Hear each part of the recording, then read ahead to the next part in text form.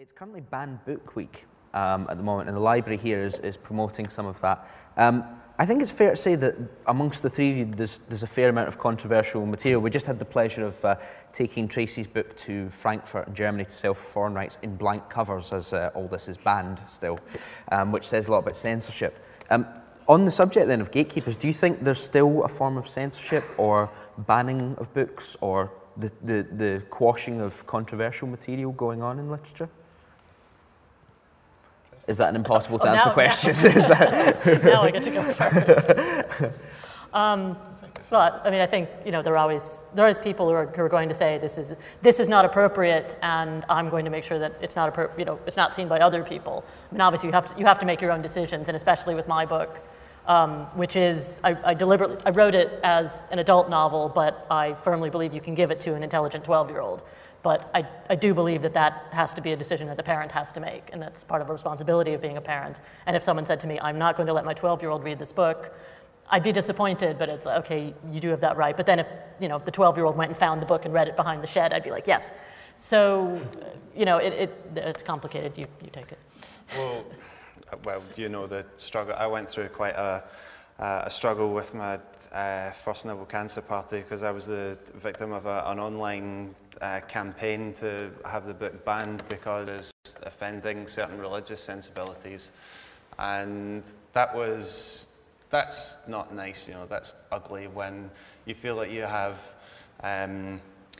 reasonable and rational complaints to say or to make about the world, and people are seeking to keep you quiet. That's incredibly annoying.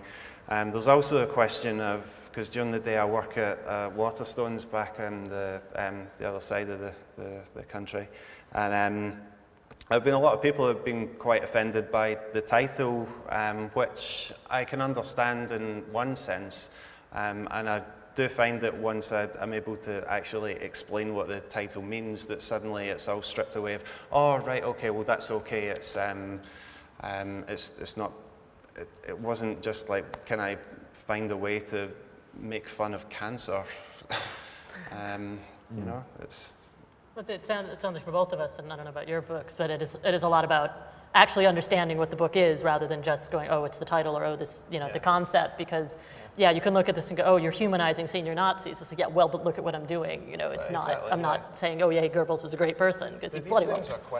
These are all questions of taste as well, and I think it's symptomatic of the sort of culture that we live in when someone looks at the title of a book and it just feels this approbation, like this rage. And that's very frustrating. So, Allan?